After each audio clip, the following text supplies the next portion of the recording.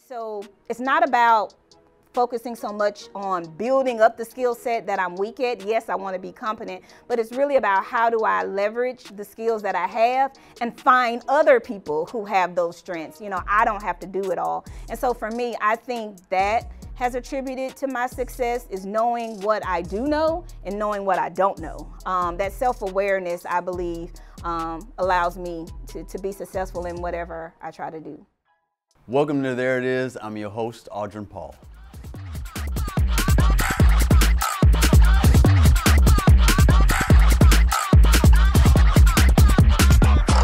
On this podcast, we talk to local businesses, artists, and local community leaders to find out the path that they took to get to the success that they have now.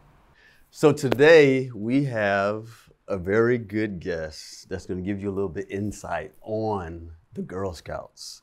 And not only just the Girl Scouts in general, but the Girl Scouts of Louisiana, Pines to Gulf. We have COO Franchesca Posey. Hi. How you doing today? I'm good. Thank you for having me. Thank you for being on. It is a pleasure to have you on the show, and I got a lot of questions to ask you. Okay.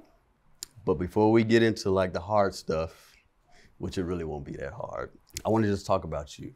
Where did you grow up?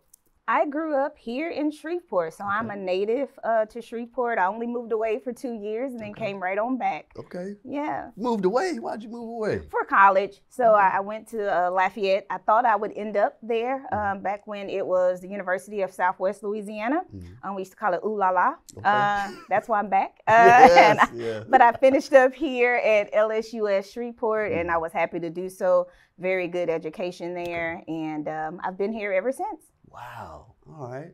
So back younger than college. What were you thinking back then? So initially I wanted to be a teacher. Okay. And so I would have my own little grade book, have my little dolls lined up, giving them grades, doing their little papers and everything. And sadly, you know, talking to my parents, my mom was like, do you want to make money? Unfortunately, they don't make a lot in Louisiana. And so, but for real, I started to think about it as I got older. And I really wanted to own a PR firm. So I actually went and attended. I wasn't in their district, but I did the magnet transfer to go to Booker T. Washington. They had a telecom program that a lot of people didn't know about. Yeah. And it started in the 9th grade where it taught you everything about like mass communications from newspaper to journalism, TV, and all of that. And so when I did that, I was like, I really want to be a public relations firm. I want to be able to help companies to, you know, spin it however they need to spin it when things come up, or basically just share about companies. And so I really thought that's what I was going to do. But then when I went to college, things changed for whatever reason. I still liked mass communications, but it just wasn't what I wanted to do. So I kind of ended up in a different path. What made you make that change? What happened? It's just, I realized that I didn't necessarily want to own my own business initially. So believe it or not, I ended up in sales. So I come from a background, my mother was a sales rep for a very long time, and she seemed to enjoy what she did. She worked for Kraft Foods. Okay. And so I had never really, it wasn't like the normal jobs that you hear about. And so I actually went and worked for Sara Lee Foods. So a lot of people don't know, but Sara Lee actually is like a brand name, owns a lot of other companies, Hillshire Farm, State Fair, Jimmy Dean, all of those things. So I was really intrigued, one, because I was able to stay here in Shreveport, but my supervisor lived in Arkansas because I worked Walmart accounts. And so I did a lot of traveling. And at a younger age, that was very appealing to be able to travel around the different areas, not really having to just be one place. And so I really enjoyed it. I did it for about 9 years.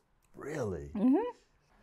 Now, with your mom being that, it sounds like she kind of guided you into those 9 years, pretty much.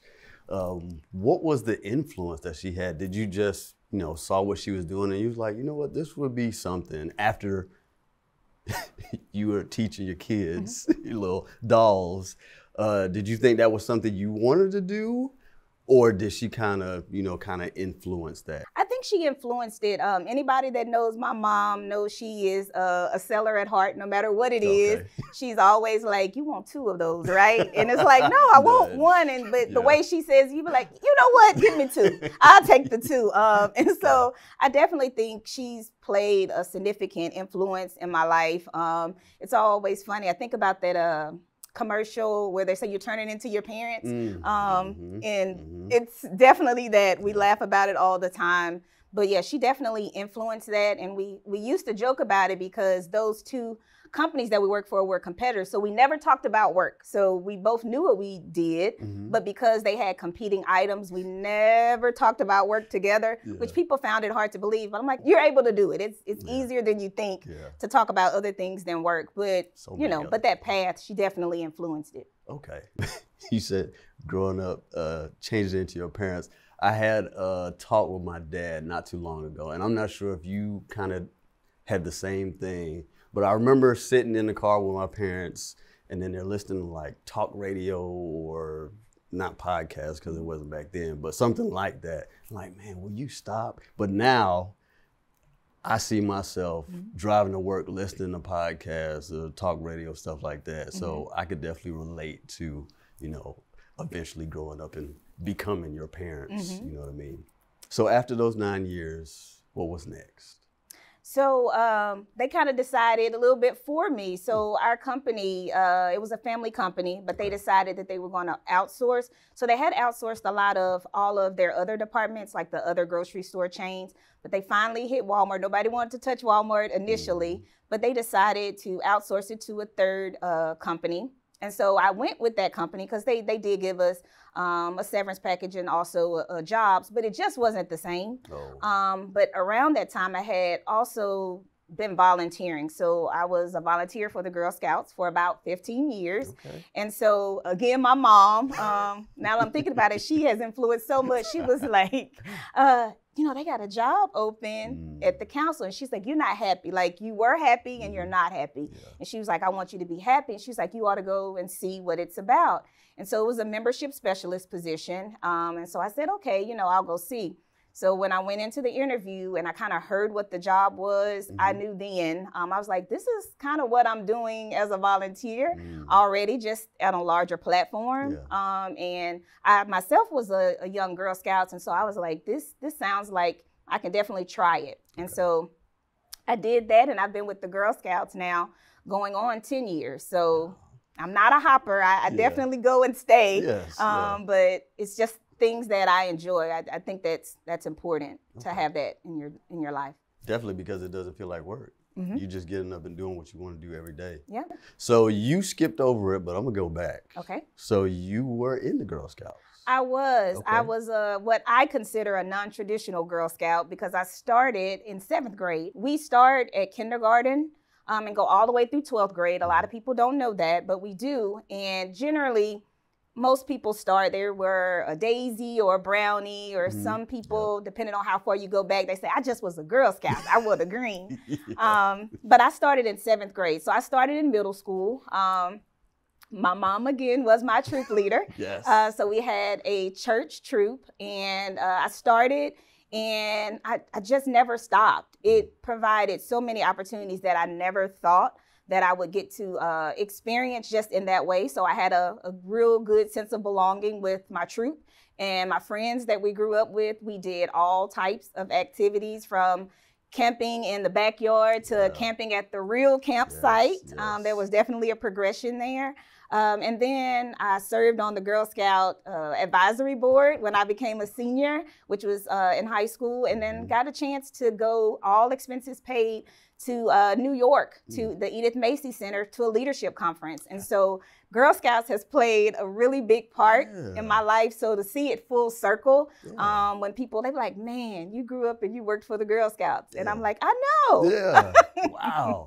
And it touches me because when you say you started at the church, my mom actually same way with the Boy Scouts. It started there. We were having meetings there. We would go camping, campsites, grew. So I could definitely relate to that piece of it.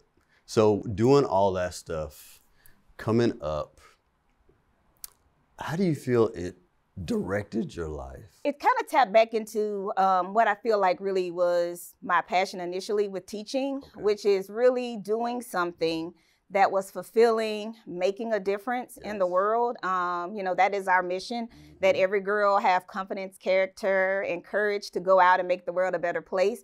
And so it was really, to me, putting that into practice and sharing it with other girls. So I believe that there is a place for every girl in the Scouts.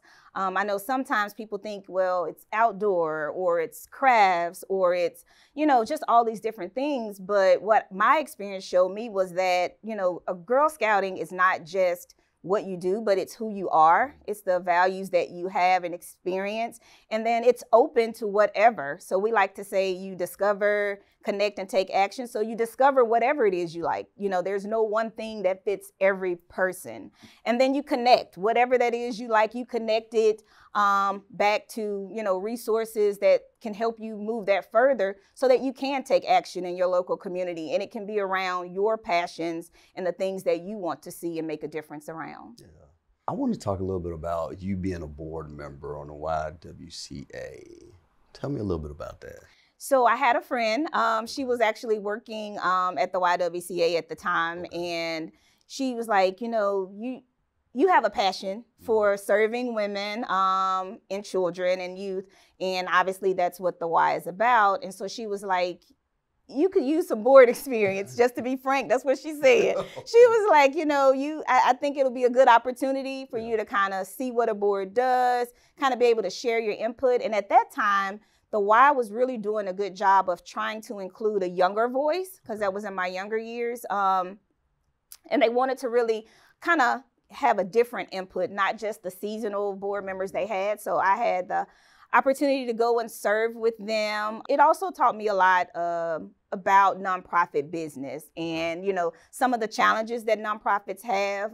They have most of the right things in place, and the heart is definitely there, but sometimes the resources is not. So I learned very early in dealing with nonprofit, there's a lot of people out here trying to make a lot of good, but they don't necessarily always have the resources to do that, and they kind of struggle to make that impact without those resources. Yeah. Do you feel like, because she was like, you need some board experience, do you feel like when you got that experience, that changed the way you maneuvered in your job now? I think it did bring that awareness to kind of how the board operates. I actually really think that kind of started back when I was on the Girl Advisory Board.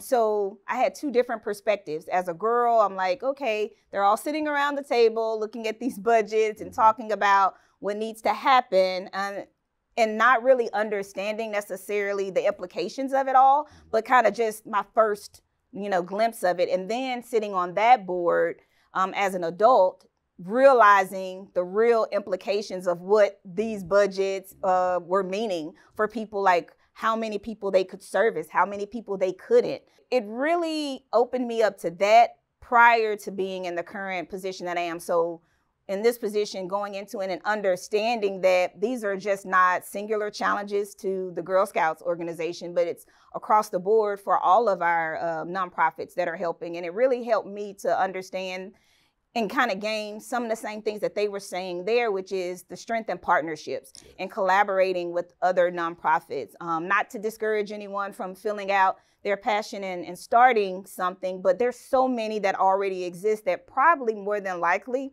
are doing exactly what you want to do in the community. You just might have to find out how you are integrated with that. But really the collaboration of how do we partner together so that we can reach a larger audience and a bigger impact, because if we're in our own silos, we're very singular and, you know, limited. And so I would say kind of experiencing that and just kind of getting a little bit of it early on let me to know, like, kind of now that is definitely the way that we can be of service collectively with others in the community. Okay. What does a day in the life of you look like in your position?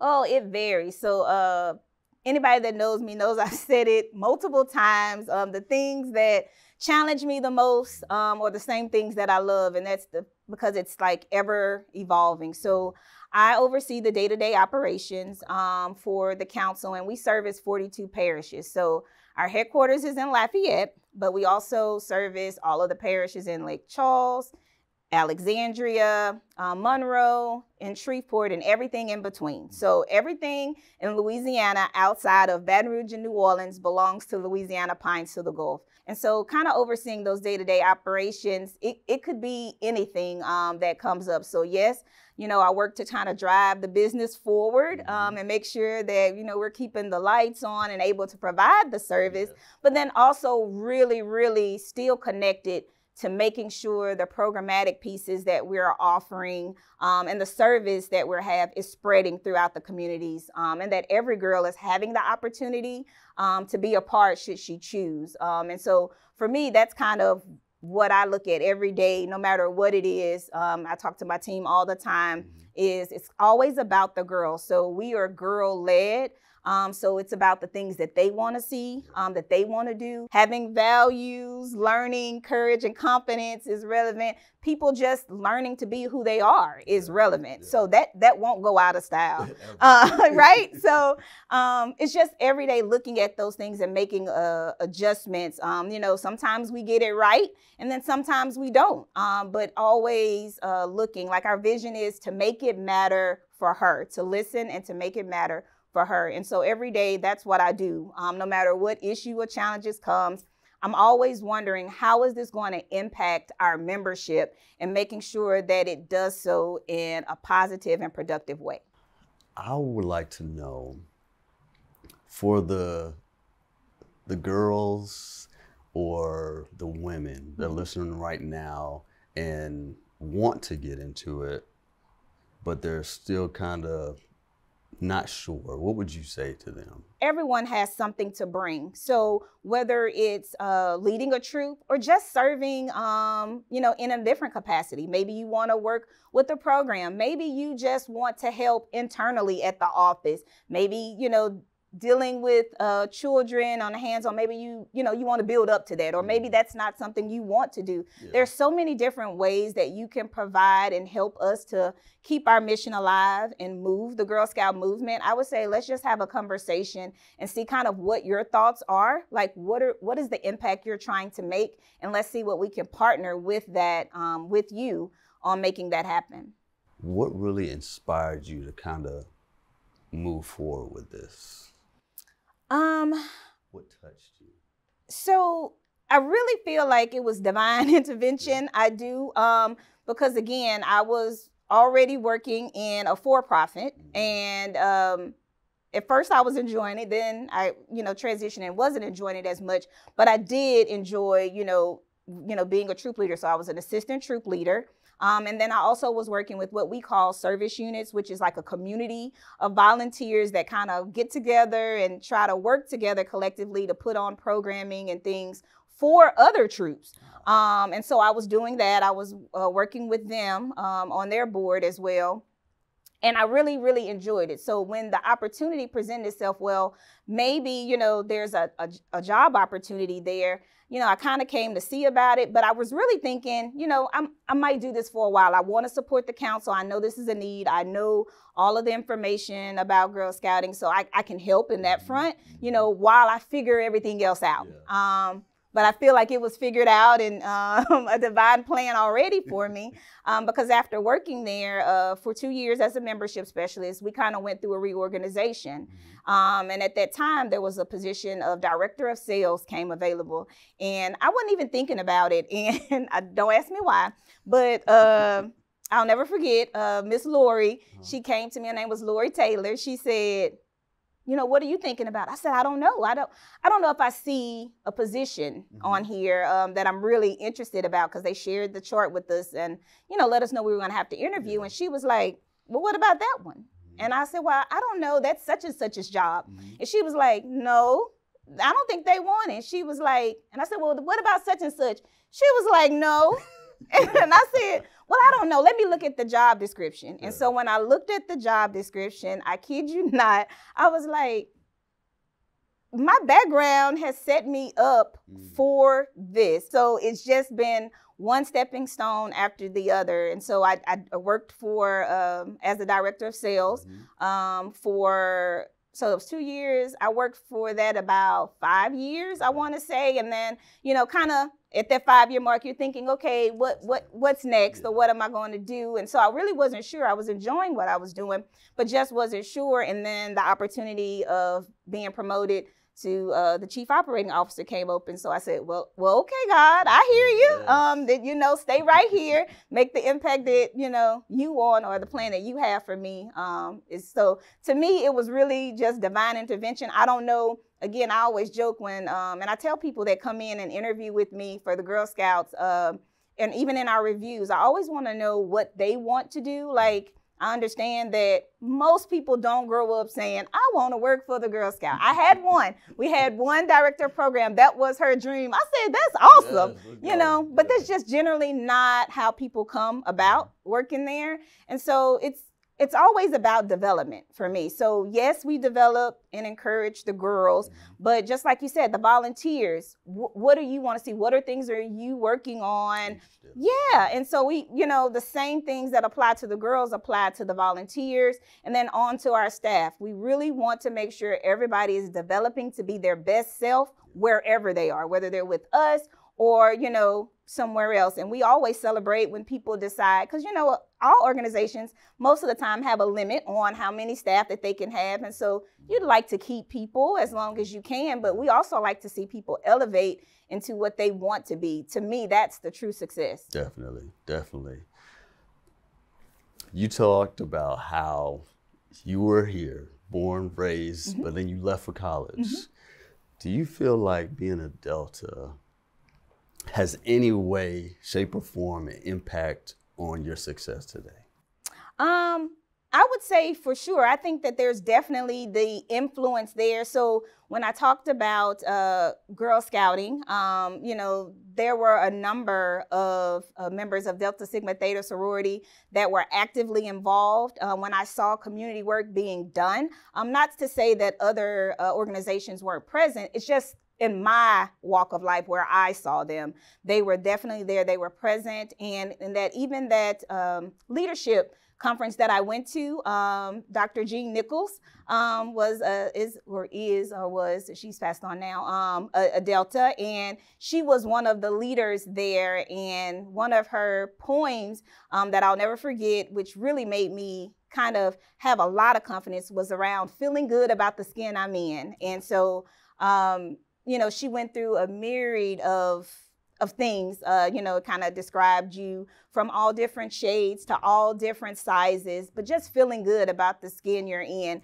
And so there was a lot of, you know, little bit of intricacies or, you know, touch points here and there that I witnessed and saw. And as an adult, it's been just the same, you know, for as in the mentoring that they've been able to do and to help, and just to see just the excellence, I would say, that they provide. It's just, you know, it's definitely that. Yeah, I mean, they are. They, you know, it's a good thing to be a Delta girl. That's all I can say. All right, in this segment, we're just going to play a quick game, and I'm sure you'll get the word. All right, 20 questions. All right, so I have the word. You can ask me 20 questions. Okay. Go ahead. Is it an animal? No. Is it a person? No. Is it a place? No. What size is it? It could have many different sizes. Oh, man. That's 4 questions. Goodness. Does it have a name? Yes. Is it a common name?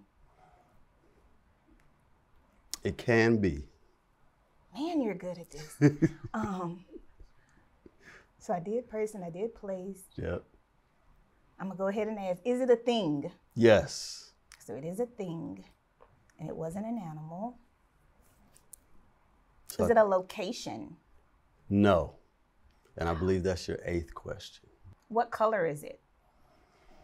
It could have many different colors. Wow.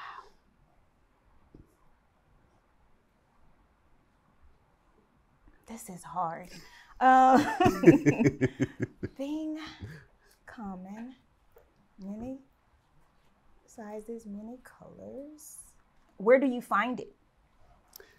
You could find it in stores. You could find it in houses. You could find it on the side of the road. How do you use it? I can't disclose exactly how. Oh, that's unfair. It was part of the question. And that's your 11th question. Man, thought I got y'all. Let's see.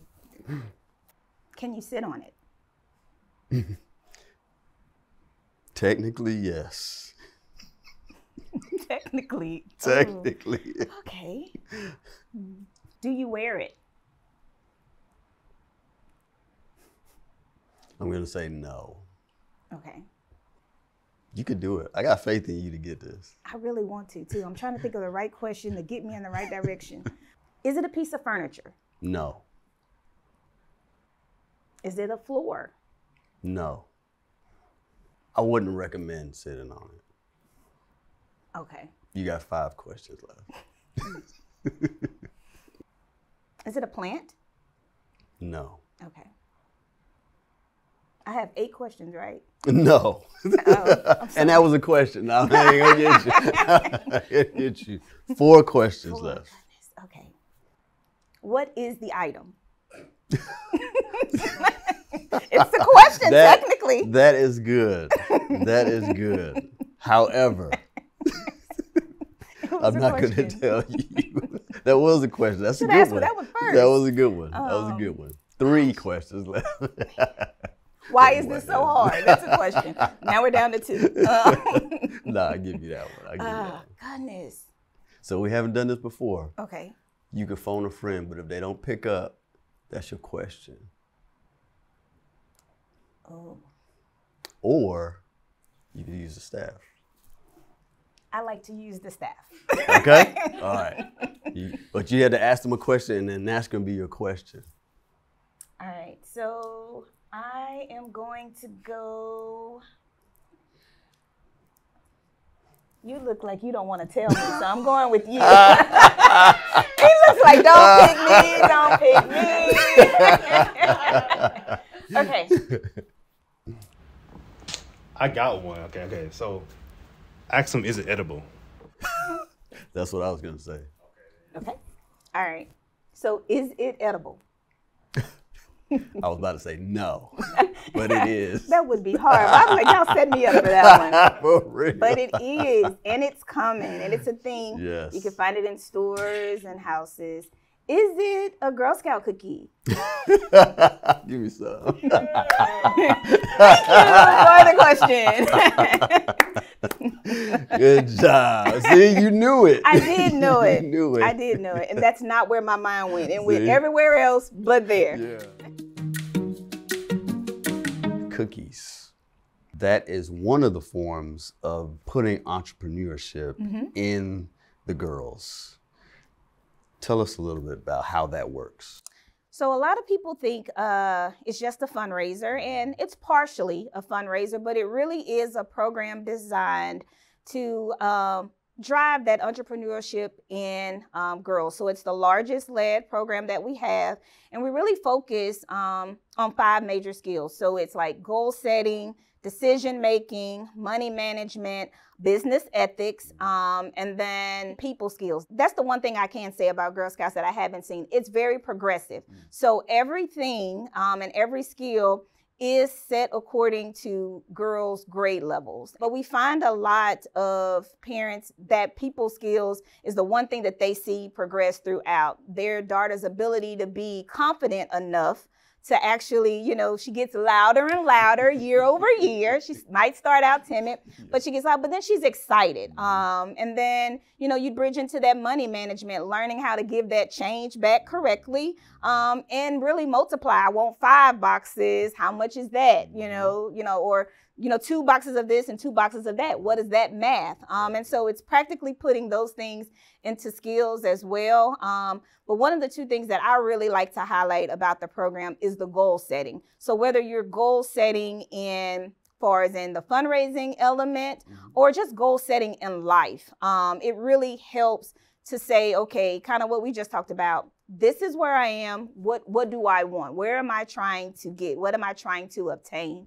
And really focusing on that. So for them, when it comes to the cookie program, it could be, you know, they have a service project that they want to do in the community. Takes resources. You know, so what does that look like? How much do you need? How much are we going to do? Or if it's a trip, how much do we need to travel? What all goes into it? Really building out those budgets very early on for them to see, okay, I got to really put the work in to make this happen. And then, you know, there's a reward for them. So we have what we call like an order card. So, and on the back, it has rewards. So there are like ranges just to incentivize them, you know, because again, there's different rewards you can get from goal setting. And so we really like to focus in on the goal setting element as well for girls, because it just teaches them a lot about trying and succeeding, and then also trying, but understanding there's a process. And even if you don't reach that number, what did you learn from the process? So we like that. And then business ethics.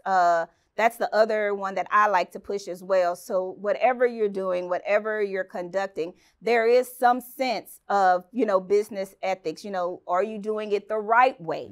You know, because yes, some people can get to the top, but if they're not doing it the right way, then, you know, that's not how it should be. And so really showing them kind of really just conduct themselves so that when they grow up, they're learning these things now, but as they grow up, they're being productive citizens, you know, of the community. So they're learning the values and the things that they need to make sure that when they are conducting business, whether it's for a company or their own company, that they're doing it the right way and they're thinking about the customer. I like that.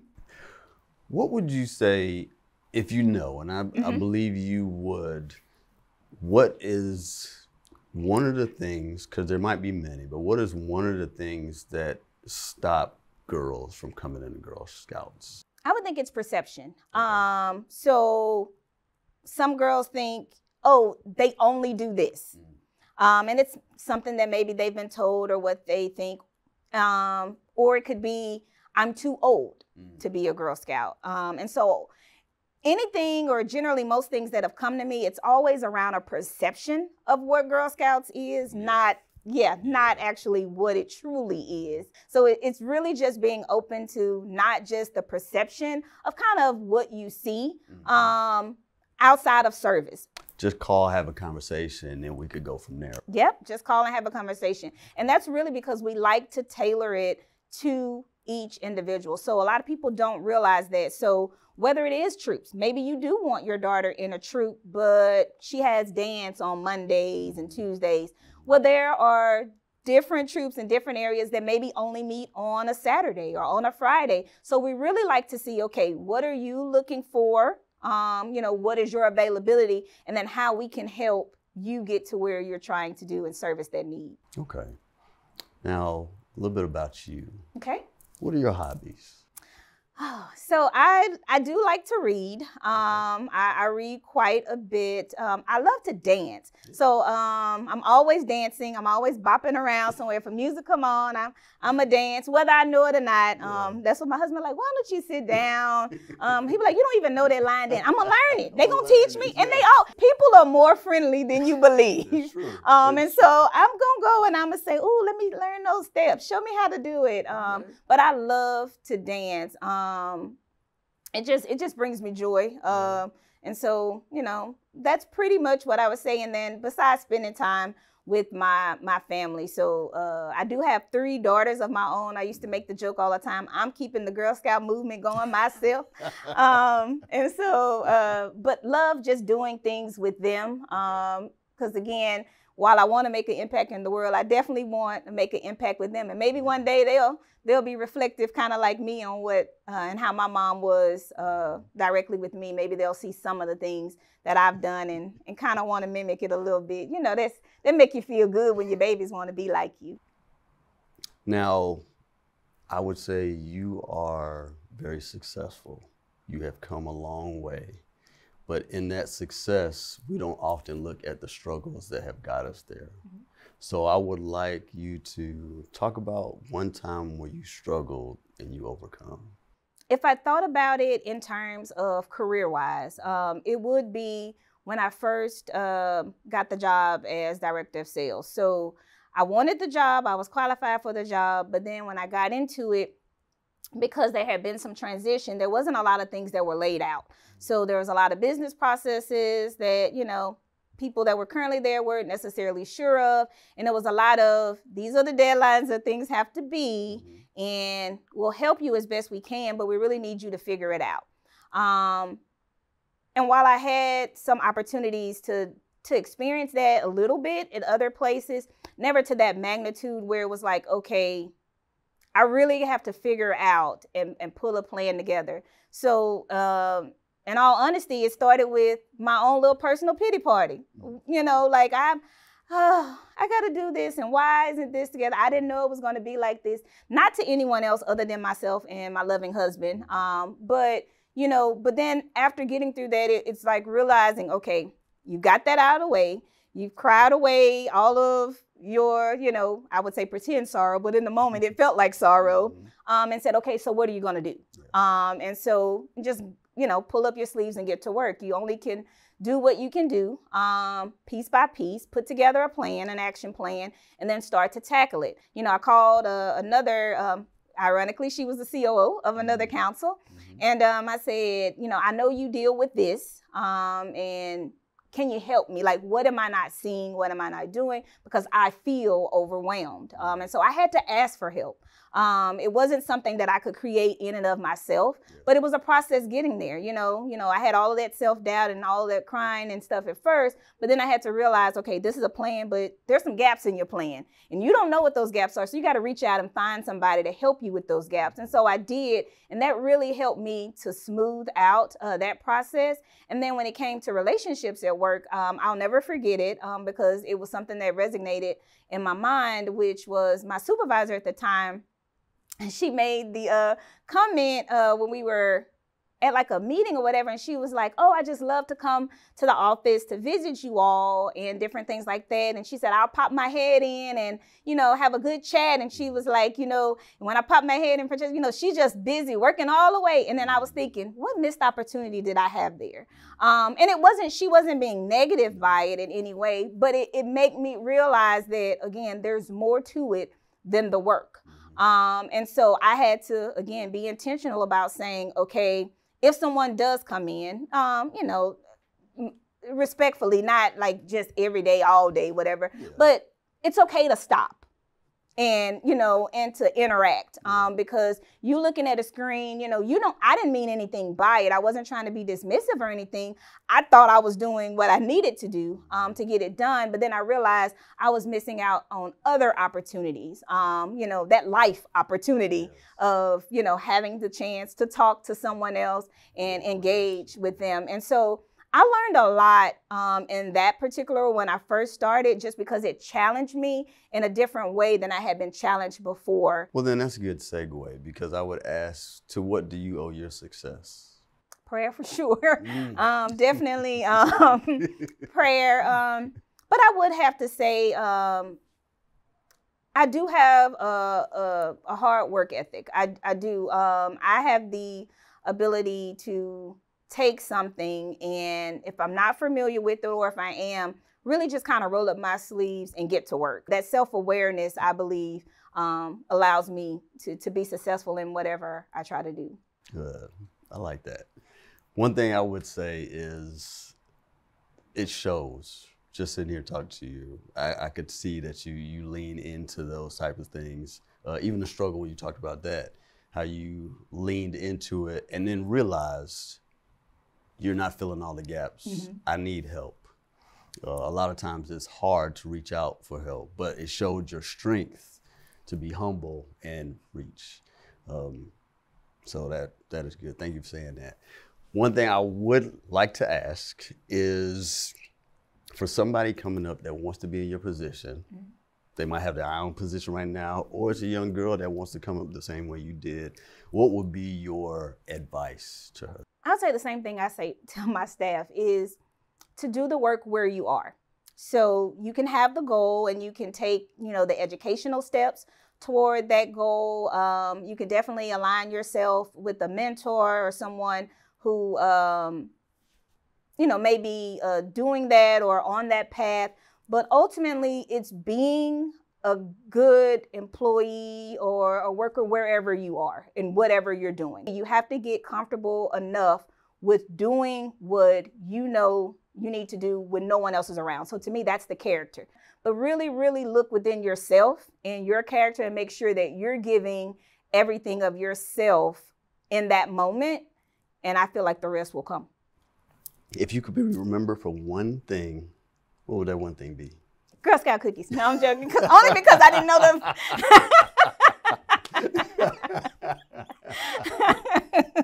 Oh, I can't let that one go. I ain't gonna let you let it go either. For one thing, if I could be remembered for one thing, it would really be, I would say, service. I feel like wherever you are, whatever you do, there's an opportunity every day for you to do something for someone else. So like my favorite quote is Gandhi's, be the change that you want to see. And so I live by that. I'm the change that I want to see. That's nice. I like that one. All right, so we're going to move on to our next segment, which is going to be Name That Tune. Oh, no. I told you I dance, not sing. I know. So you don't have to sing at all. Okay, What's going to happen is we're going to play songs, a little snippet, and all you have to do is name the song. You don't have to name who sings it. You just have to name the song.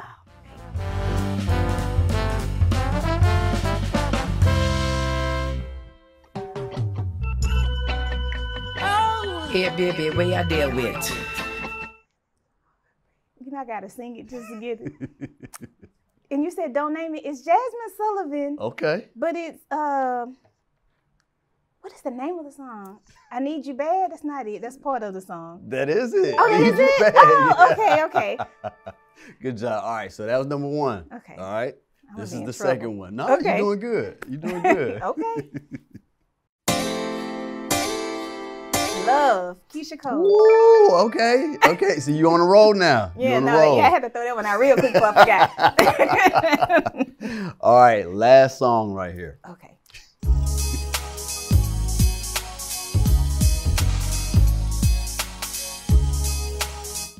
Oh, can you play it again?